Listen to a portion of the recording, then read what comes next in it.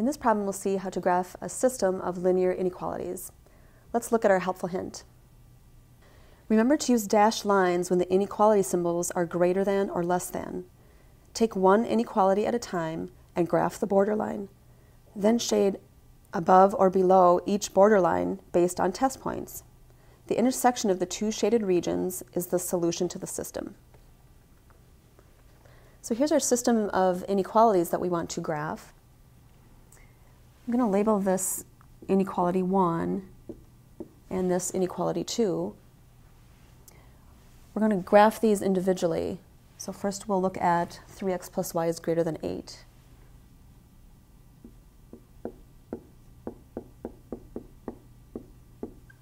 First thing we need to do is graph the boundary line. And to get the boundary line, I'm just going to change the greater than symbol to equals. And I want to graph this boundary line using a dashed line because the original inequality had a greater than symbol. And to graph the line, I'm going to write it in slope-intercept form. So all I need to do there is subtract 3x. And I'm going to write the negative 3x first on the right-hand side.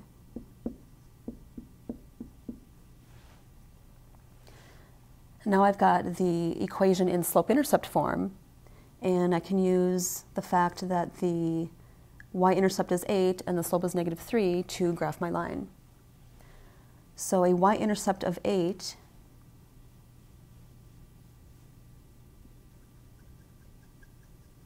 is right there. Slope of negative 3 over 1 means from the y-intercept I go down 3 and write 1. And I'll do that a second time, down 3 and write 1.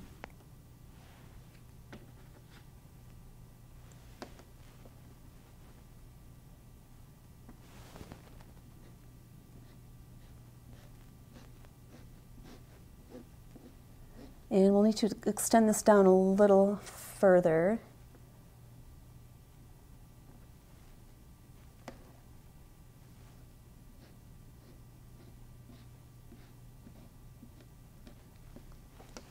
So we have the boundary line, and now we need to decide which side to shade. So we need a test point. And I'll use 0, 0. I could use any point that doesn't lie on the boundary line. 0, 0 is probably the easiest one to test. So putting a 0 in for x and a 0 for y in the original inequality, I can see I'll have a 0 on the left is greater than 8. And that is false. So because my point 0, 0 gave me a false statement, I don't want to include 0, 0 in the solution area. So that means I will be shading the right side of this dashed line.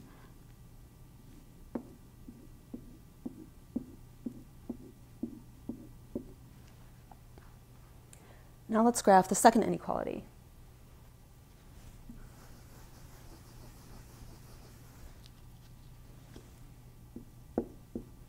X minus 2y is greater than 5. First I want to graph the boundary line. X minus 2y equals 5. And again, I'll solve this for y in order to have the equation in slope-intercept form. So I need to subtract x.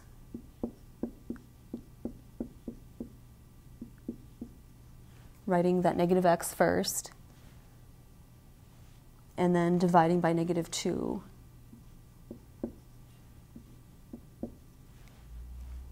So I have y equals, now I'm going to rewrite this fraction as negative x over negative 2 plus 5 over negative 2.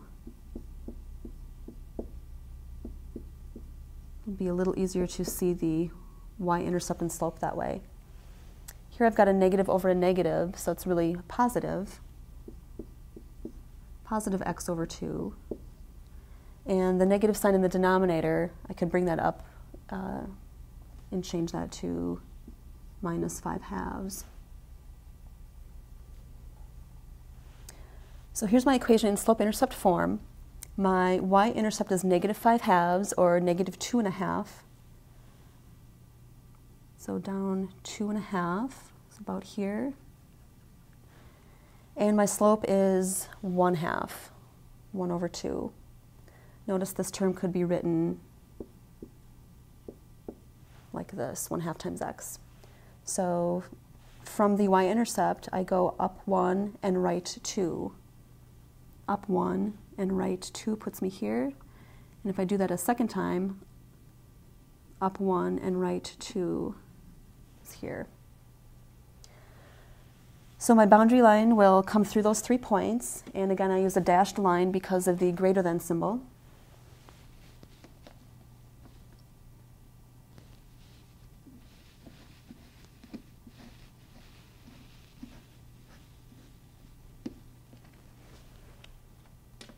And I'm going to put arrows at the ends of my dashed lines.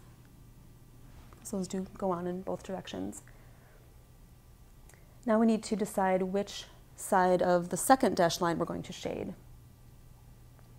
So we need our test point. We can use 0, 0 again.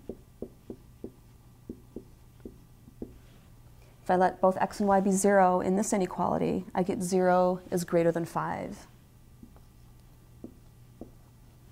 Which is not true. It's false. And so I don't want to include 0, 0 in my solution. So here's 0, 0. I don't want this in the solution. I want to shade the other side.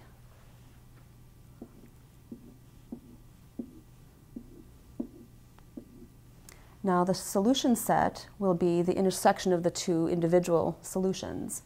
And that is